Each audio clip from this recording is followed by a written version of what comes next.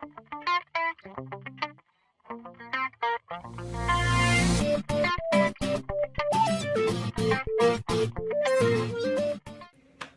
there, and thanks for joining me. My name is Stephanie Smith, and I am a consultant that works with individuals and businesses to help them implement change in systems within their organizations, both efficiently, effectively, and smoothly. And one of the things that my clients constantly are struggling with is testing. When they're testing a system or they're testing a process, they're constantly struggling with how to identify a test plan, how to organize the testing within their project.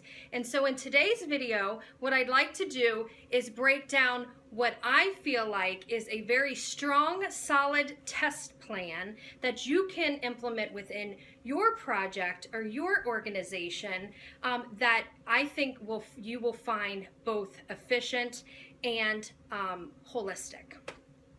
So the testing plan that I typically do anywhere that I go is a testing plan that involves 3 phases, and each one of those phases build upon the other.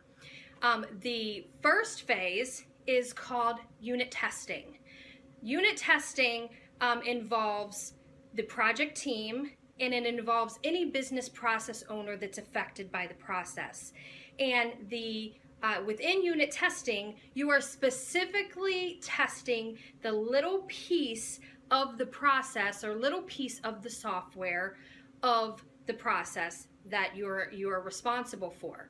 So for example, if you're testing receiving and you're trying to test receiving product into your facility, you might just be testing how to do a goods receipt from a purchase order.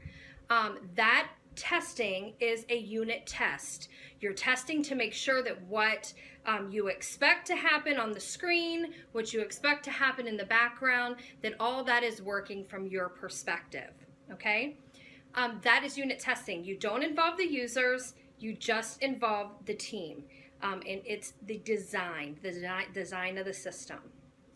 The second phase of the testing plan should be what's called an integration test. An integration test is a test where you're going to pull in other parties that are affected by the process. So integration testing is just that. It's integrating all the other groups, testing the process from A to Z, from beginning to end, to make sure all the integration points, all the touch points to the other parts of the organization are working as expected. So back to my earlier example, if you're doing a goods receipt for receiving product into your facility, you want to start to involve folks in the finance organization, right? They want to make sure that the goods receipt processes as expected behind the scenes, and that the system is working as expected. So again, that's an integration test, testing from the time you receive the product until the time that it hits your books and you put the payable on your books to pay that vendor who sent you the product. So that would be an integration test from beginning to end. So again, this is still within the project. This is still your project team. This is still your business process owners that are involved in the project. This is not the users yet. But you are ramping up to get ready to bring the users in and start and get them involved, okay? The third phase and the last phase of testing that you should include in a solid testing plan would be user acceptance testing, or what some would refer to as UAT. UAT testing is when you bring the users in. So you, the project team, have done your job. You've tested everything. All your tests have passed. You have got the other groups involved. You tested the integration points. You have tested that the screens look and appear like they should. They function like they should. When you click buttons, they work like they should. All of this stuff should already be worked out by the time you get into user acceptance testing. User acceptance testing is when the users come in, and this is where you make the test as realistic as possible. The users have to see exactly what they're going to be doing when they start implementing whatever this process is that you're testing. They need to know, what is it going to look like? right? They need to know, what is it going to look like? What buttons are they going to push? What is the screen going to look like? Is the screen moving the way they expect it to? And keep in mind, because you need to make this realistic and because it's user acceptance testing and you're presenting this potentially to the users for the first time, you want to make sure that the users, if they only have to do steps 4 and 5 of a process because steps 1, 2, and 3 are in the background, then you need to make user acceptance testing that way for the users. If the users see some of the stuff that happens in the background, most likely the users are not going to understand. They're not going to put the 2 and 2 together. They're not going to understand exactly what's going on. They're not going to be the people that need to visualize very well. So you don't want to depend on that. So you need to put a lot of effort into making the user acceptance testing as realistic as possible, exactly what they're going to see and what they're going to do. Because when they sign off on user acceptance testing, then now you're ready for training. Okay? And so now that you're ready for training, one specific thing is very important for training, and that is documentation.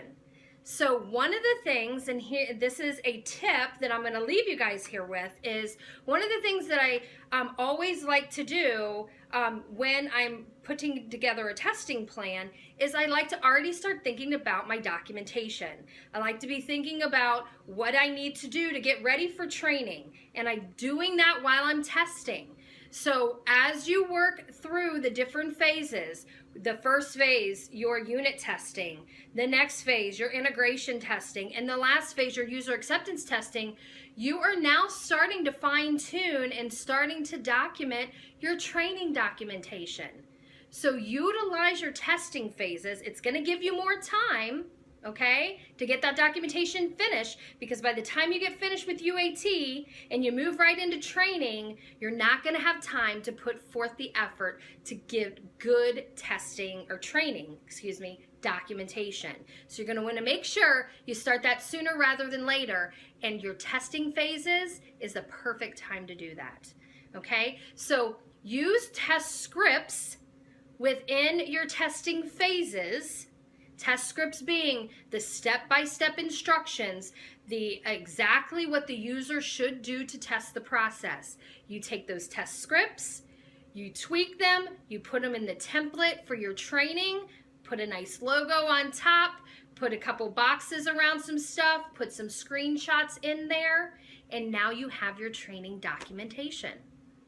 So testing can complement training, but testing is extremely important. Okay, and if you do it correctly, then it makes your go live, it makes your users feel much more comfortable in the end. So guys, I hope this was helpful. I know that this is a very difficult section within a project. A lot of people get confused. A lot of people get really aggravated because the testing phase of the project is always a very tedious one. But use it to your advantage. Take your time with it. Document your test scripts, test things thoroughly.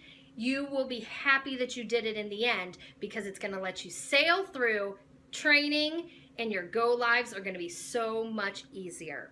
So I hope this cleared up anything that you had sitting in the back of your head, or any confusion that you're going to get ready and go through in the project of your own. If you have any questions, jump over to slsmithassociates.com. slsmithassociates.com is where you can find us. You can see all the great things that we're doing. Look at the reviews, see what people have enjoyed working with us in the past, what we've done with testing, what we've done with training, all the different types of projects that we've done in the past. If you have a question, if you're still confused, or if you just need a quick tweak in your testing plan, or you have a question about training, jump over into the Contact Us section of slsmithassociates.com. I would love to hear from you. If you know somebody that might be getting ready to go through some testing, is responsible for a test plan, and they're not sure where to start, share this video with them, or like, comment, and share below. If you know anybody else that can use this, I certainly would appreciate it. I hope it was helpful. So we will see you soon. Thanks.